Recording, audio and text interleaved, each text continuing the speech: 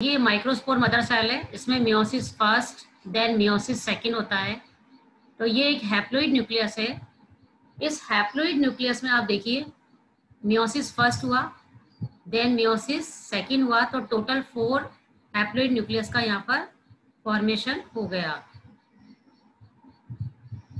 तो ये देखिए इस तरह से एक माइक्रोस्पोर मदर सेल से माइक्रोस्पोर्स का टेट्राड्स का यहाँ फॉर्मेशन हुआ।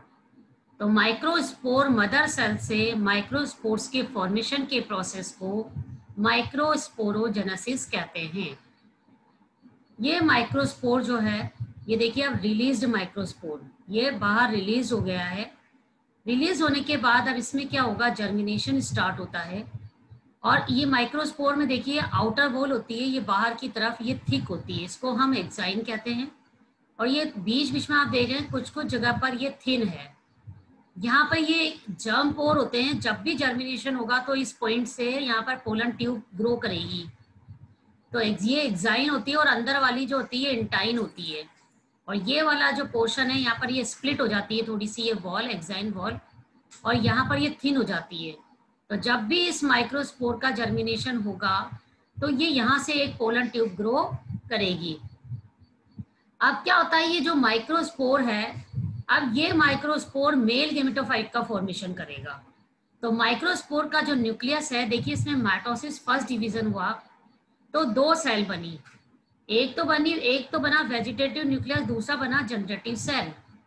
दोबारा इसमें माइटोसिस सेकंड होता है, तो ये देखिए यहाँ पर ये आप देख रहे हैं, ये एक तो वेजिटेटिव दूसरा जनरेटिव।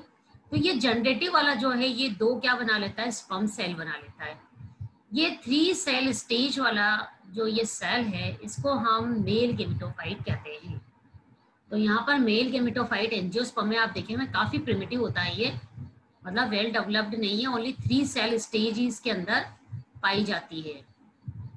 जैसा आपने जिम्नोस्पर्म में देखा होगा वहाँ पे वेल डेवलप्ड होता है, बट यहाँ पर क्या है, देखिए सिर्फ 3 सेल स्टेज है। यहाँ पर एक वेजिटेटिव न्यूक्लियस है, 2 स्पर्म है, तो 3 ही सेल इसमें आप यहाँ पे देख रहे हैं। तो काफी लेस डेवलप टाइप का यहाँ पर मेल गेमेटोफाइट होता है। तो आज का जो हमारा टॉपिक है वो है माइक्रोस्पोरोजेनेसिस, जिसमें हम ये देख रहे हैं कि माइक्रोस्पोर मदर सेल से माइक्रोस्पोर्स का फॉर्मेशन होता है और इस प्रोसेस को हम माइक्रोस्पोरोजेनेसिस कहते हैं।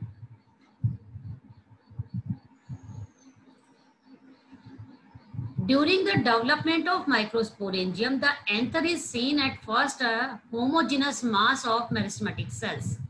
तो आप जब माइक्रोस्पोरेंजियम का डेवलपमेंट होता है तो उस समय क्या होता है कि जो मेरिस्टेमेटिक सेल्स हैं उसका एक हमें ग्रुप दिखाई देता है, एक मास फॉर्म हो जाता है, समूह बन जाता है यहाँ मेरिस्टेमेटिक सेल का, oblong in cross section and surrounded by an epidermis, जो कि क्या होता है कि एपिडर्मिस के थ्रू क्या रहता है, वो एपिडर्मिस के थ्रू कवर्ड रहता है। If then become oblong in cross section, तो क्रॉस सेक्शन में इसका शेप कैसा होता है, ओब्लोंग होता है और ये एपिडर्मिस के थ्रू कवर्ड रहता है।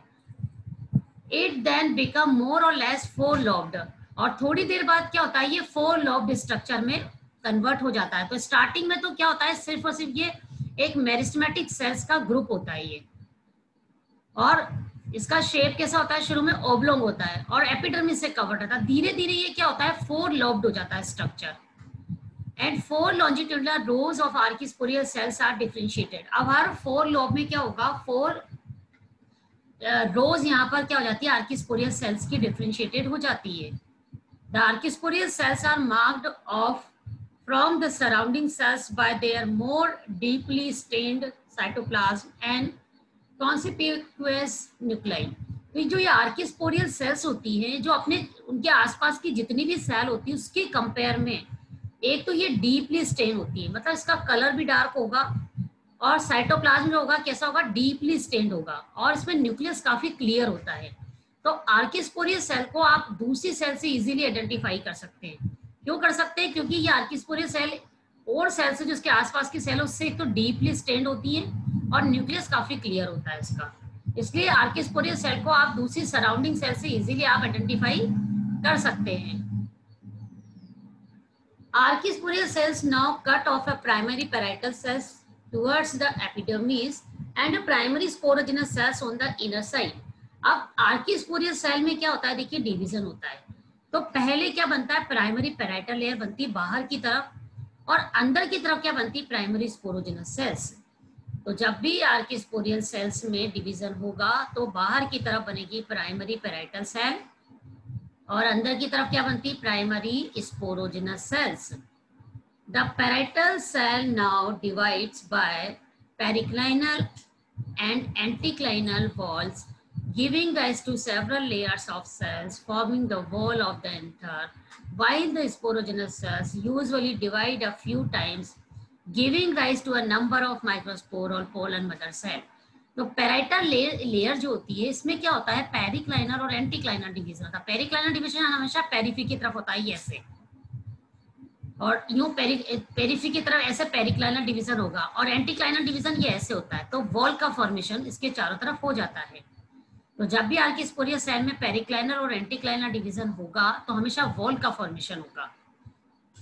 और उसके बाद जो इनर लेयर होती हैं वो क्या बनाती हैं, माइक्रोस्पोर मदर सेल या पोलन मदर सेल बनाती हैं। The innermost layer of wall cells directly abutting on the sporogenous tissue forms the tapetum, which is nutritive tissue nourishing the developing microspores.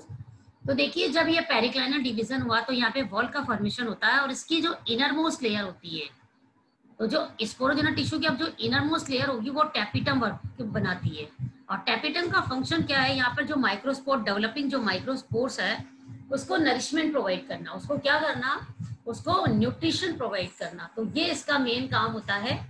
तो इनरमोस्ट लेयर में से क्या होगा, sporogenous layer की एक तो टैपिटम बन जाएगी, और टैपिटम जो होती है वो क्या होती है, न्यूट्रिटिव टिश्यू होता है।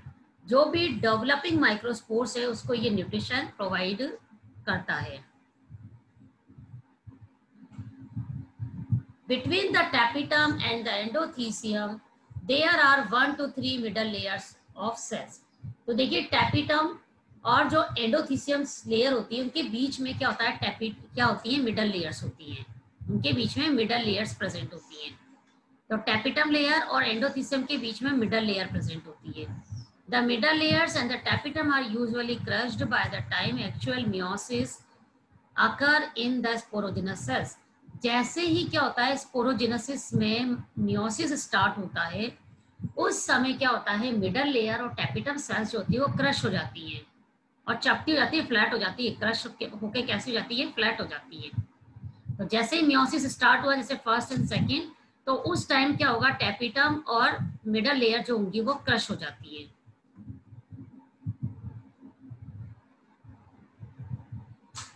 During microsporogenesis, development of microspores or pollens, the nucleus of each microspore mother cell undergoes meiosis or reduction division, ultimately giving rise to 4 haploid nucleus, possessing n number of chromosomes or nuclei. तो आपने अभी microsporogenesis process पढ़ा, उसमें आपने देखा कि जब microspores का फॉर्मेशन होता है तो कैसे होता है माइक्रोस्पोर्स का formation. Each microspore mother cell में मियोसिस या रिडक्शन डिवीजन होता है। रिडक्शन डिवीजन से क्या बनते हैं, 4 हैप्लॉइड न्यूक्लियस का यहाँ पर फॉर्मेशन होता है, जिनमें क्रोमोसोम का नंबर क्या होता है, n। ये हैप्लॉइड होते हैं। These 4 nuclei are arranged tetrahedrally, और ये चारों जो न्यूक्लियस होते हैं ये कैसे अरेंज रहते हैं, टेट्राहेड्रल टेट्राड्स में अरेंज्ड रहते हैं। ये देखिए मैंने स्टार्टिंग में बताया था, ये एपिडर्मिस से कवर्ड है। ये मेरिस्टेमेटिक सेल्स का ग्रुप बनता है स्टार्टिंग में। धीरे धीरे आप देखिए 4 लॉब्स बन गए यहाँ पे, 1 2 3 4, और हर लॉब के ये सेंटर में देख रहे हैं, ये जो सेल है ये थोड़ी डार्क दिख रही है, आप देख रहे हैं। साइटोप्लाज्म भी डेंस है और न्यूक्लियस काफी क्लियर होता है, इसको बोलते हैं आर्किस्पोरियल सेल। तो स्टार्टिंग में तो ये मेरिस्टेमेटिक सेल्स का ये ग्रुप होता है जो एपिडर्मिस से कवर्ड रहता है, ये चारों तरफ एपिडर्मिस की लेयर है। फिर क्या होगा, धीरे धीरे ये 4 लॉब्ड बन जाते हैं, इसमें क्या बन जाते हैं, 4 लॉब्स बन जाते हैं। और ये 4 लॉब जो है देखिए, इसमें हर लॉब में ये एक सेल देखिए कैसी है, ये इसका जो न्यूक्लियस है काफी क्लियर है और साइटोप्लाज्म इसका डेंस होता है। अब ये 4 चैम्बर्स क्या बन गए, एक तरह से पोलन चैम्बर्स बन रहे हैं। ये देखिए ये 2 का बड़ा हाईलाइट ये डायग्राम बता रखा है। ये देख रहे हैं एंथर का टीएस है ये फोर यहाँ पे चैम्बर यहाँ पे बन गए 1 2 3 एंड 4। ये पोलन चैम्बर्स है, इनमें देखिए माइक्रोस्पोर्स बन रहे हैं। और ये देखिए माइक्रोस्पोर जो है कैसे टेट्राहेड्रल टेट्राड्स में अरेंज्ड है। ये देख रहे हैं 3 तो एक प्लेन में और चौथा जो है फोर्थ वाला है जो उसके बैक साइड में है। तो ये टेट्राहेड्रल टेट्राड्स में ये अरेंज है।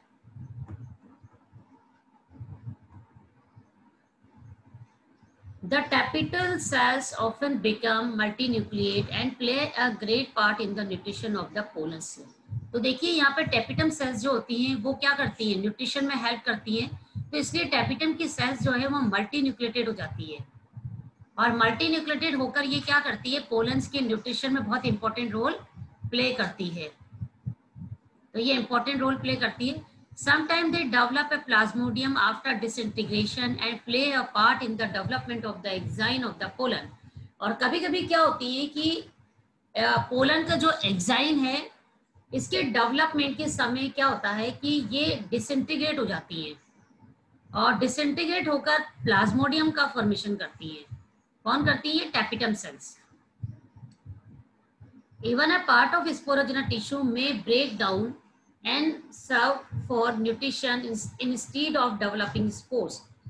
और कई बार तो स्पोरोजेनस टिश्यूज भी जो होते हैं वो भी ब्रेक डाउन हो जाता है उनका भी कुछ पार्ट, और वो भी क्या करता है, जो डेवलपिंग स्पोर्स है उसके न्यूट्रिशन में हेल्प करता है। तो जो भी टिश्यू डिसइंटीग्रेट हो जाते हैं उनका मेन फंक्शन क्या होता है, वो सिर्फ जो डेवलपिंग स्पोर्स होते हैं उनको न्यूट्रिशन का काम करते हैं, उसको न्यूट्रिशन प्रोवाइड करते हैं, न्यूट्रिशन का वर्क करते हैं। In the mimosae 8 to 64 pollens often aggregates together, while in the gynospecium of Calotropis and the gynospecium of orchid, all the pollens of each anther lobe from a characteristic mass called pollinium. ये देखिए ये example है माइमोसी और ये Calotropis का। इसमें क्या हो रहा है, जो कैलोट्रोपिस में देखिए कि इसमें जो इसके जो पोलन ग्रेन्स होते हैं वो सारे एग्रीगेट्स हो जाते हैं, आपस में मिल जाते हैं और एग्रीगेट्स होकर यहाँ पर ये देख रहे हैं ये एक स्ट्रक्चर बना रहे हैं, ये 2 पोलिनियम का फॉर्मेशन बनाते हैं। तो ये ग्रुप ऑफ पोलन ग्रेन्स हैं जो ये 2 एग्रीगेट्स होकर 2 बड़े बड़े ग्रुप फॉर्म कर लेते हैं जिसको हम पोलिनिया कहते हैं। और यहाँ पर देखिए ये एक स्टॉक लाइक स्ट्रक्चर है, इसे कॉर्डिकल कहते हैं। और ये जो डिस्क है, ये एक डिस्क प्रेजेंट है यहाँ पे देखिए, इसको कार्पस्कुलम कहते हैं हम। तो ये एक कैलोट्रोपिस प्रोसेरा है, उसके एंथर का स्ट्रक्चर है। उसके एंथर्स में पोलन ग्रेन्स जो होते हैं वो एग्रीगेट्स हो जाते हैं और एग्रीगेट्स होकर 2 बड़े बड़े ग्रुप बना लेते हैं। इस बड़े ग्रुप को हम क्या कहते हैं, पोलिनिया कहते हैं हम। और ये इससे स्टॉक लाइक स्ट्रक्चर जो डेवलप हो रहा है उसे हम कॉर्डिकल कहते हैं। और ये डिस्क है और इस डिस्क को हम क्या कहते हैं, कार्पस्कुलम कहते हैं हम। तो in the mimosae 8 to 64 pollens often aggregates together, while in the gynospecium of Calotropis and the gynospecium all the pollens each another anther lobe from a characteristic mass called pollinium. तो एंथर के सारे जितने भी pollen grains है ये सारे collect होकर aggregates होकर यहाँ पर ये इस तरह का ग्रुप बनाते हैं। तो इसको हम क्या कहते हैं, ये पूरी जो यूनिट होती है इसको गाइनोस्टीजियम कहते हैं हम। तो ये स्पेसिफिक कैरेक्टर्स हैं, एक्सक्लिपिडियेसी फैमिली का ये इंपॉर्टेंट कैरेक्टर है। द पोलन और the microspore is a very minute structure, you know very well कि जो माइक्रोस्पोर्स होते हैं, पोलन ग्रेन्स होते हैं, वो काफी माइन्यूट स्ट्रक्चर होते हैं ये। It is unicellular and usually round, और ये यूनिसेलुलर स्ट्रक्चर होते हैं और राउंड होते हैं। It may be oval, pyramidical and polyhedral. ये क्या है, ओवल भी हो सकते हैं, पिरामिडिकल भी हो सकते हैं और पॉलीहेड्रल भी हो सकते हैं। ठीक है, तो ये इनका शेप होता है। इसके बाद देखिए, it is provided with 2 coats, an inner delicate cellulose layer called intine and an outer tough cutinized layer called exine और एक्सटाइन। तो आपको पता है जो माइक्रोस्पोर और पोलन ग्रेन होते हैं उसमें 2 और लेयर होती है। इनर लेयर जो होती है वो तो डेलिकेट होती है और सेलुलोज की बनी होती है। इनर लेयर कैसी होती है, डेलिकेट होती है, सेलुलोज की बनी होती है, इसको हम क्या कहते हैं, ल्यूटाइन। जबकि आउटर मोस्ट लेयर जो होती है वो टफ होती है और क्यूटिनाइज होती है, यानी क्यूटीन की बनी हुई होती है, और इस लेयर को हम एक्साइन कहते हैं।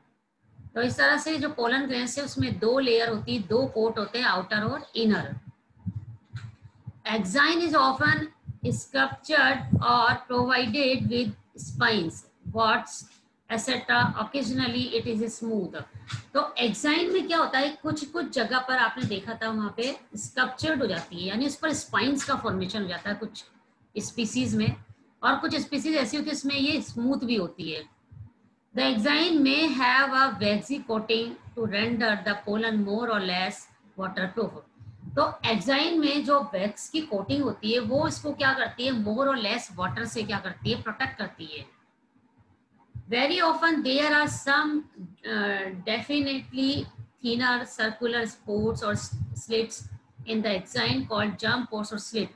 मैंने आपको बताया था कि कुछ कुछ जगह पर एक्साइन लेयर जो होती है वो थिन हो जाती है, या वहां पर कुछ स्पोर्ट्स बन जाते हैं, सर्कुलर स्पोर्ट्स, या स्लिट बन जाती है। स्लिट मतलब होती है दरारें, दरारें बन जाती हैं वहां पर। और ये जो जगह होती है स्लिट होती है, यहाँ पर एक्साइन से क्या होता है, हमेशा जर्म पोर्स का फॉर्मेशन होता है।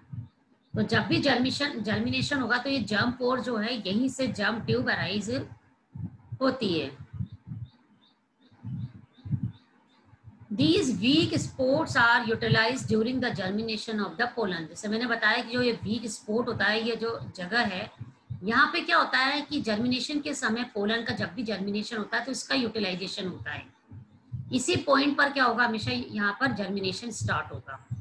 The pores are sometimes provided with lids which open out like valves during germination. कभी कभी क्या होता है जब जर्मिनेशन का टाइम होता है तो ये क्या होता है, वॉल्व की तरह या लिड्स की तरह भी ये ओपन हो जाता है ये। तो एक तरह से इसको लिड्स प्रोवाइड कर रहा है, ढक्कन, लिड मतलब कि उसको कवर करने वाला एक स्पेस है ये, वो प्रोवाइड कर रहा है। Very often before the pollen is discharge from the anther, और शीघ्र ही क्या होता है, ये जब ये पोलन डिस्चार्ज होता है उससे पहले ही क्या होता है, इसका जो न्यूक्लियस होता है वो बाई न्यूक्लिएट हो जाता है। डिस्चार्ज होने से पहले ये बाई न्यूक्लिएट हो जाता है, यानी इसमें डिवीजन हो जाता है। अगर ये डिस्चार्ज हो उससे पहले क्या हो जाएगा, इसमें एक डिवीजन हो जाएगा। डिवीजन होने से क्या होगा, ये बाई न्यूक्लिएट हो जाएगा। तो अब पोलन ग्रेन में दो न्यूक्लियस बन गए। The original single nucleus dividing into a tube nucleus and a generative nucleus. तो जब ये डिवाइड होता है तो इसमें दो बनेंगे, एक तो बनता है ट्यूब न्यूक्लियस और दूसरा जनरेटिव न्यूक्लियस। और ये जनरेटिव न्यूक्लियस आगे क्या बना रहा था, दो स्पर्म बताया था आपको। तो स्टार्टिंग में तो डिस्चार्ज होने से पहले तो ये क्या बनाएंगे, दो सेल में डिवाइड होते हैं, और डिस्चार्ज होने के बाद क्या होता है, जो जनरेटिव सेल जो होती है ये जनरेटिव सेल किस में डिवाइड हो जाती है, आगे जाके दो स्पर्म बना लेती है। तो ये थ्री सेल जो स्ट्रक्चर है, ये थ्री न्यूक्लियस जो स्ट्रक्चर यहाँ बनता है, इसको हम क्या कहते हैं, एक्चुअली मेल गेमिटोफाइट। तो ये कहलाता है मेल गेमिटोफाइट।